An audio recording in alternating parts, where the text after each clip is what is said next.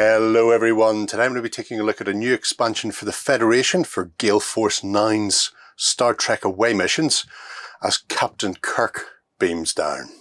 Alright, so the original series teams are on the way for Star Trek away missions and have to start with Captain Kirk. The one, the only, William Shatner. So as you can see, the away missions expansion contains 4 miniatures, all the cards you need to play, and their dashboards as well. So if we just crack this open.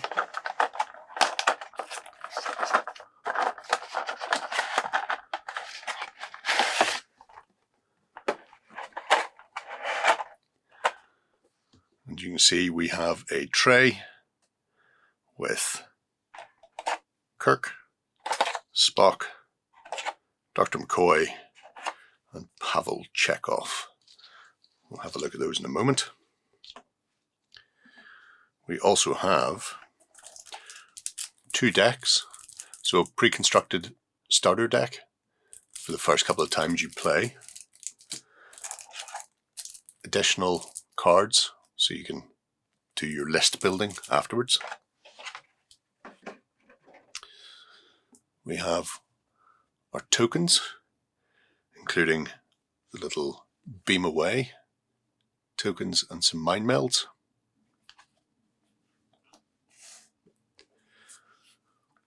The mission cards and our dashboards. So let's take a look at these in a bit more detail. Okay, so starting with James Tiberius Kirk himself. On the back, you get a bit of a backstory about him and a lovely quote. Sometimes a feeling is all we humans have to go on.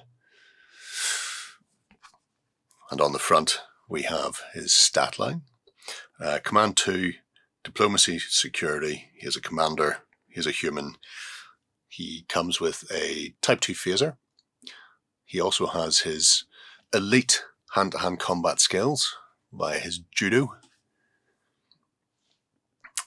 He has an ability called Calculated Risk. So when first rolling attack, defense, or skill before any rerolls, you can roll an additional die and discard 1. That's amazing. And leans into the fact that he is Captain Kirk, and if anybody's going to do the thing, then it will be him. Standard 2-4 movement and 2-2 and 2 for his stats. So fairly middle of the road. As always, the figures themselves are really nicely sculpted. They are a characterized version, around 40mm high, 35 to eye level, and all named as well on the bases. Although if you don't know who Kirk is, get out. Next up, we have Spock. So again, backstory for him. He is now and always will be your friend. Commander, again, Command Computers and Science, Type 2 phaser and the Vulcan Nerve Pinch. So take an action to choose an adjacent character and roll 2 die. For each 4 or more, place a stun token on them. These dice cannot be re-rolled. It doesn't work against Android or Borg characters. He has a skill of 3, which makes him somewhat unique. And again, nice little figure.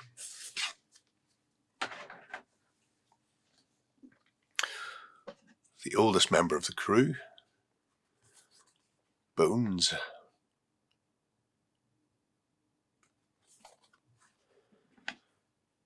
Chief Medical Officer with medical ×3.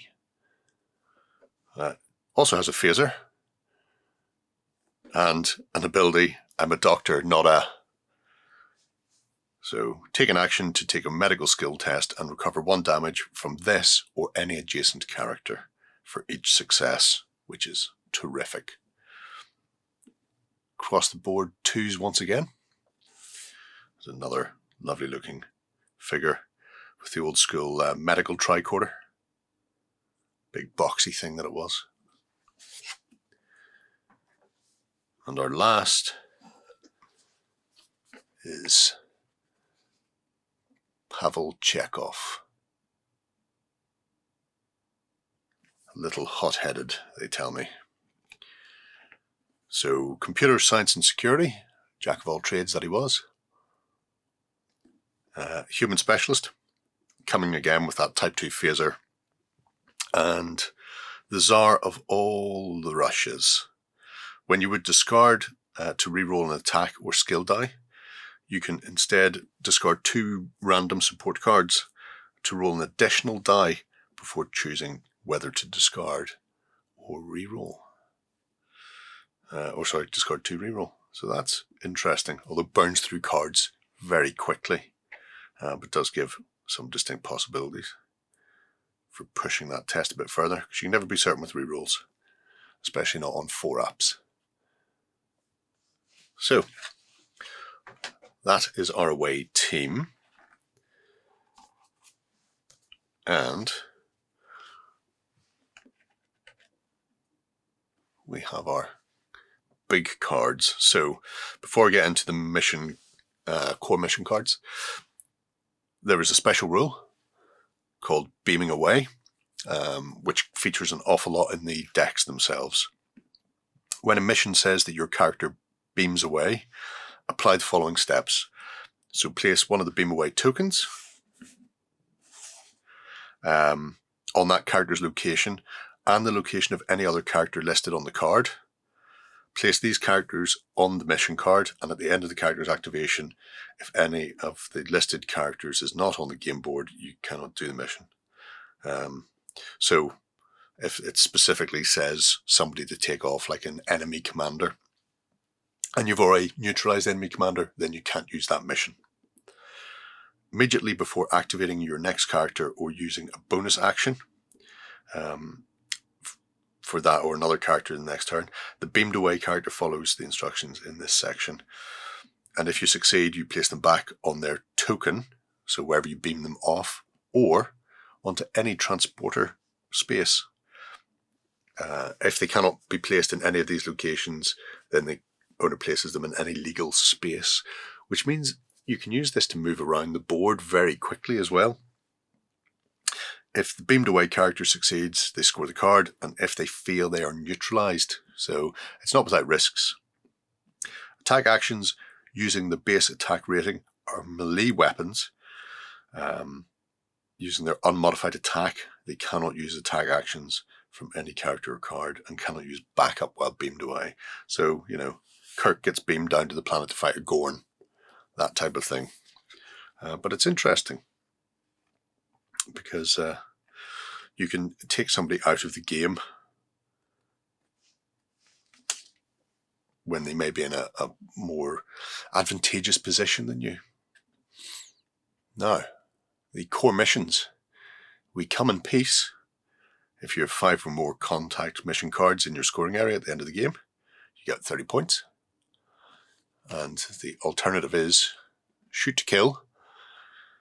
For each conflict mission in your scoring area at the end of the game, you score 5 bonus points. So it allows you to pick a couple of playstyles there. And at the same time, it also allows you to get that song stuck in your head, Star Trekking. We come in peace, shoot to kill, shoot to kill, shoot to kill. We come in peace, shoot to kill. Hey, you're welcome, by the way. So, the decks themselves, we'll start with the pre-constructed. You have your standard support and mission decks. And just having a look through some of these, you have various events cropping up, including things like, I'm a doctor, not a bricklayer. Play before rolling medical skill test and roll 1 additional die. Bearing in mind, if you're playing with McCoy, he has that 3 die skill check anyway. And if the test can recover damage to non-human, roll 2 additional die instead. So, getting Vulcans back up is great. Kirk showing off all of his judo moves with his drop kick, his ear clap, and a hammer blow to the back of Khan, which is always great. So, as you can see, all of the classics are in there.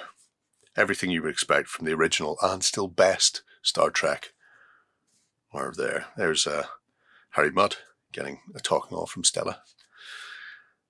So, some of our events: mind meld and setting phaser to kill. We have our equipment towards the end: captain's log, communicator and disguises, a hypo spray, and a med kit. And then looking at the mission deck,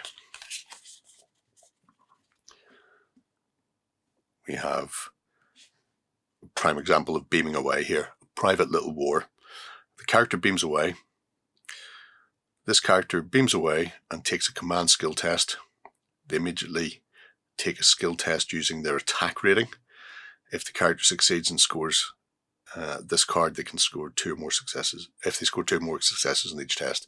So it's a fairly standard one. One character goes 2 tests to make 20 points. Great.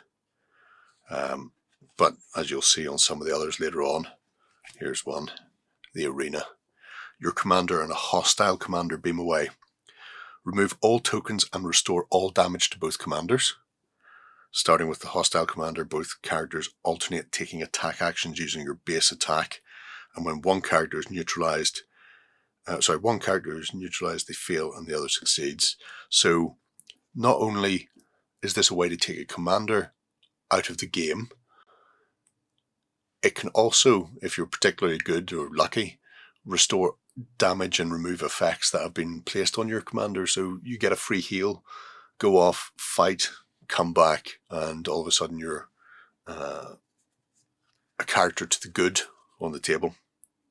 So there are things like that. All of the cards are, as you can see, illustrated by classic show stills, every one of which just reminding me why it's so much better.